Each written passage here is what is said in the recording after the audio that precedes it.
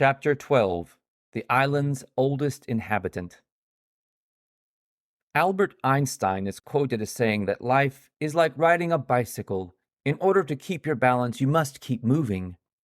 I find this to be true, both figuratively and literally, on my small island. The island life, for all its legendary languidness in which nothing is supposed to happen but the slow sipping of pina coladas from a recumbent position, actually lends itself to movement and activity. Spend an hour in the high season on any of the island's numerous roadside paths, and you'll have no doubt that here, not unlike in a big city, you either move or get moved out of the way. Besides the throngs of pedestrians and bicyclists scurrying hither and thither like fire ants on speed, there are many other moving pieces to the video game of the paths that are reasons to keep your head on a swivel. Segways, for one. These are a lamentable recent addition to our fair shores. Fleets of overweight sightseers on segways have become all too common of late. With a grand total of 5 minutes of Segway Ed under their belts, the newbie operators are a clear and present danger. Attempting to keep pace with their seasoned guide, they lumber along the paths in herky-jerky fashion like robots with a short circuit, constantly taking their eyes off where they're going because, they're supposed to be sightseeing. Never mind that, aside from the beaches and marshes, which are admittedly something to behold, there are no sights worth seeing here, with the possible exception of rubbernecking Segway behemoths. Before Segways received municipal approval through bribery, motorized vehicles were strictly verboten on the paths. Not that this ever stopped the occasional juvenile idiot from taking a joyride in a golf cart. My bike and I were nearly flattened by a young punk with a lead foot just this past spring. Judging by his diminutive stature, lack of acne, and total disregard for anything resembling safety, he couldn't have been past 5th grade. Golf carts are also often seen puttering along the island's roads. I have no idea whether this is technically legal, but I'm fairly certain it's illegal, to say nothing of highly dangerous, when they're driven by texting prepubescents. Shopping carts are another menace. Empty and out of context, they sometimes loom up in your way as you round a corner, an oversized metal contraption on wheels just sitting there obstructing half the path, itching to cause an accident. I've seen empty shopping carts all over the island. There's one half hidden under the trees beside the parking lot as I write. It's been there for weeks and could be there for months, but one day it will magically disappear just as it appeared, and not a soul will be the wiser. I've asked around to see if anyone could shed light on this mystery. And though there are many theories, tourists without a care, Mexicans without a car, kids without a clue, no one has been able to provide a definitive explanation. Personally, I think they're placed there by the creator of the video game. You get extra points when you successfully avoid them, and you level up when you manage to land inside a shopping cart.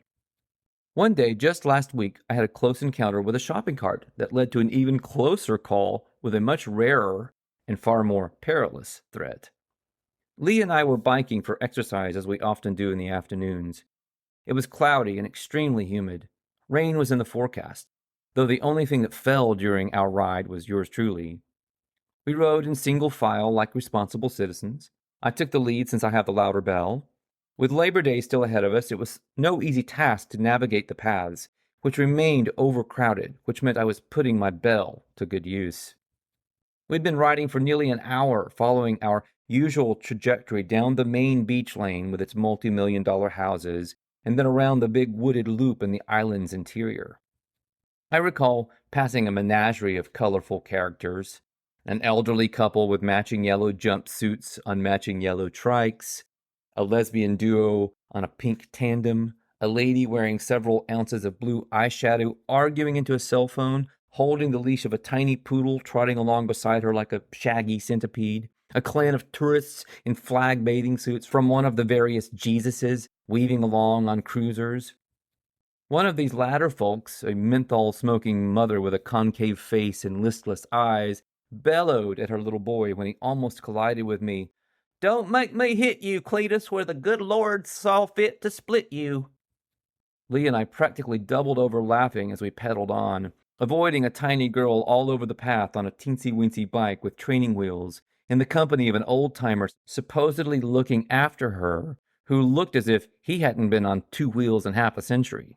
So much for never forgetting how to ride a bike. You know, I quipped back at Lee while glancing over my shoulder, based on current human behavior, animal crackers should be in the shape of people.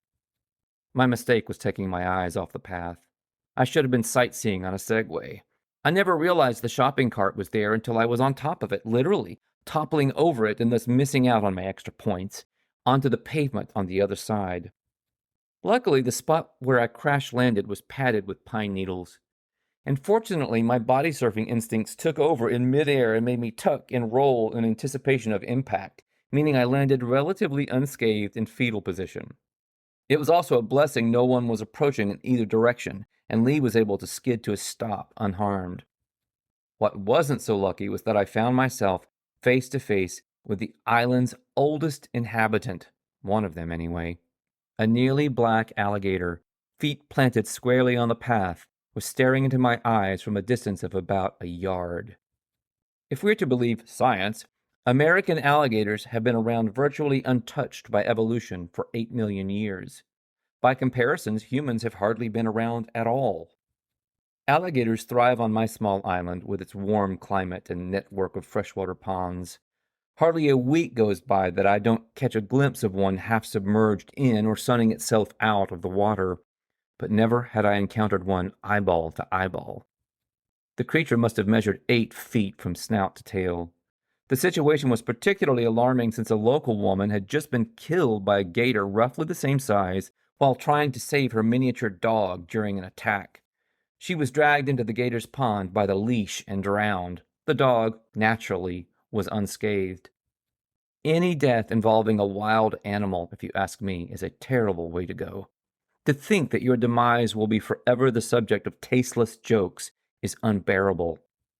Get up very slowly, whispered an unfazed Lee behind me, and then back away even more slowly.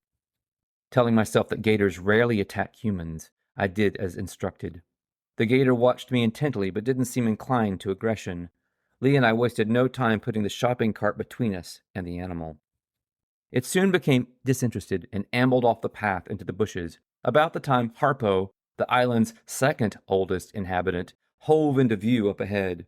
He honked his bulb horn as he sped past, goatee swaying like moss in the breeze. "Are you hurt?" asked Lee. "I don't think so," I replied, trembling from the adrenaline rush. That was wild. Wild is exactly what it was. You should write about it in your book. You're always on the lookout for new material.